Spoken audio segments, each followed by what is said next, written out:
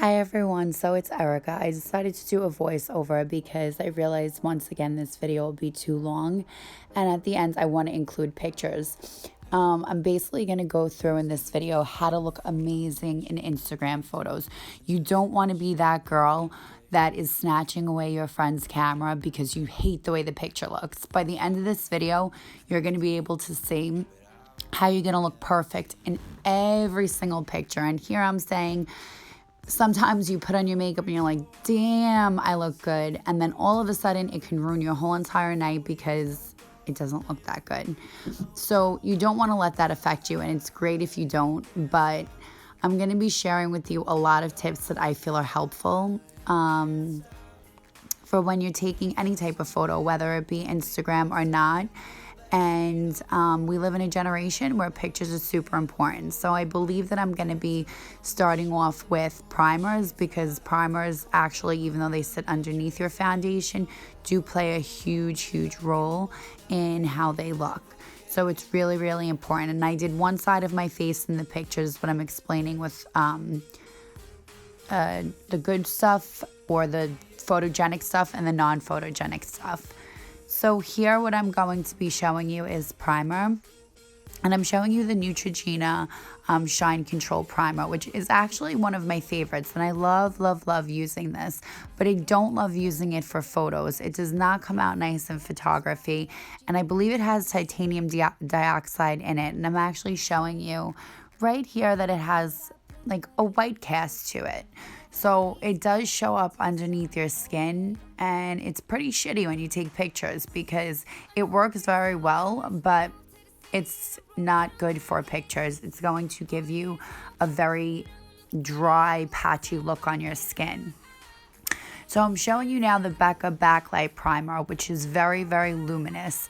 This is the type of primer that you want to use. You don't have to use something quite as expensive as this one, but if anything illuminating that will add dewiness to your skin, you want to use. So between the two, I use the both of them, and I'm not saying that either one is not good makeup, but I'm saying that the Becca is the one that you want to go with for pictures. Anything illuminating, definitely the Becca. So now I think I'm going to be going into foundation. So foundation plays a huge role. Everyone loves this Clinique foundation. I don't know, maybe it's just my skin, but it will cling on to every dry patch, and I believe that there is titanium dioxide in that foundation where it gives you a white cast. Anytime I wear it on my skin, it doesn't look bad. It's not my favorite, but it doesn't look bad. But it does not look great in pictures at all. It kind of makes you look very matte and dead looking. And now once again, I'm showing a Becca Cream Foundation, which is excellent. The colors are slightly off. This color actually matches me better. And it's Clinique, like I said. And I'm blending it into my skin, and as you can smell, it's not too easy to see, but in the pictures you will.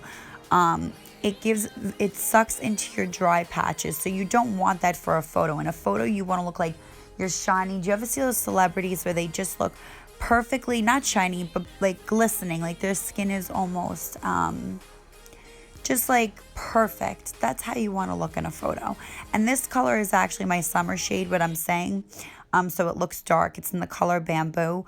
But it is absolutely beautiful on the skin, and it's a full coverage foundation. Also, MAC Face and Body is another alternative if you don't like such a full coverage.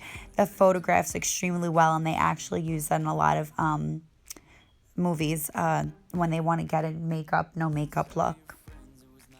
So another thing I'm just saying here is that you want to use always hydrated skin, preferably exfoliated skin. If you have time to do a mask, do a mask.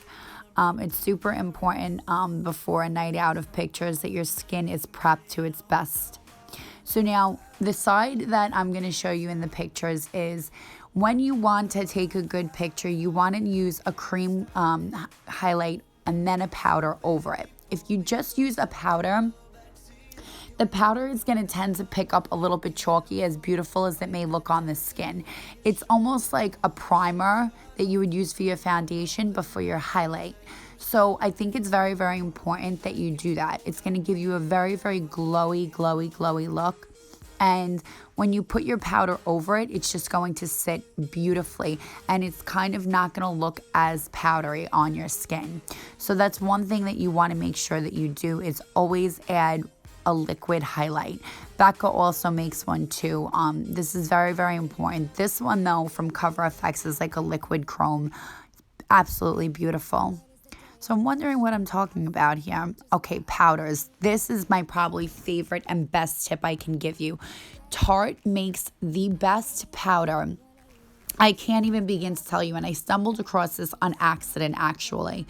They make the most pigmented, beautiful photography type of pictures, and it is their Tarte Amazonian Clay foundation, so you want to be very light-handed with it. Mine is in Tandy Punny where I contour, and I'm going to show you the pictures when I insert them of how much it picks up and how beautiful it looks in the picture. It doesn't make you look muddy or anything like that, like the one I'm going to show you.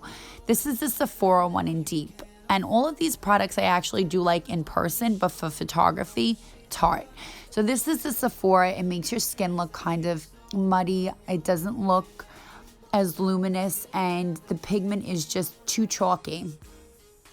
Now for all over your skin, I also use my Tarte in Tan Sand to just set everything. This is very, very important, but it's good to have a powder that will... I use this very, very, very lightly. I dust this over my skin, and it just gives you a beautiful finished look, and it kind of fills in any gaps that your foundation might have missed. Now I'm showing you my Too Faced, which is also another alternative powder to use as contour. It's not as much of my favorite as Tarte, but I love it. So what I'm basically saying here is one that you want to avoid. Now this is the L'Oreal True Match in the color Caramel. And this looks beautiful in person, and you can use it every day as I do. But if you're going to go out for pictures, that's when you want to use your best stuff. So you want to avoid this one. It has titanium dioxide, and it doesn't pick up well in flash. So another thing that I wanted to point out to you is that when you do all over your face one more time, this is the Hourglass foundation, and I believe ambient light, and it just gives you a nice soft focused glow. It really does. And in pictures I've noticed a difference, and I'm comparing it to my banana powder, brightening powder from Sephora, which I've hit pan on, so I obviously love, but it just doesn't look nice in pictures. So you want to use a luminous type powder, okay? Everybody wants that look. And you want to make sure that you always tilt your face, I'm not mentioning this, a bit forward in pictures. But anyway, now I'm showing you a Lorac lipstick. And I'm kind of saying how certain nude lip sticks make you look deceased or dead. And even though a nude lip is in, very, very nude is no good. I believe I do a swatch, and you can't maybe really pick it up on the screen, but in pictures, nude lips, if they are too nude, look horrible. Trust me, you look better with a little bit of color to your lips, as do your cheeks. And I don't know if I say that in this video, but in the pictures, you'll see on one side, I have a matte blush, and on the other side, I have a blush with a little bit of pigment. I have MAC Melba on one side and MAC Breezy, which has a shine to it, which you want to use. This is MAC's Brave, and this is a beautiful lipstick that I find to be nude on my lips. It's coming up as a mauve, but it's kind of like your lips, but better. And you can just lightly put that on your lips, and it will give a nude look. Trust me when I tell you this, when I insert the pictures, you will see. And it looks so much better. Or you can mix the two if you'd like. If you're lighter than me, you can probably get away with mixing a very nude color with the mauve and have a beautiful look. But you want to make sure that you're that girl that is going to feel confident taking a picture. That's something that's always been, I don't know, something I find my friends saying, like, let me see the picture, let me see the picture. Well, if you know that you look good in the picture or you're confident about it, you won't have that problem. So I love you all. I hope you enjoyed. You look as good as the day I met you. I forget just why I left you. I was insane. Stay and play that Blink 182 song that we beat to death in Tucson. Okay.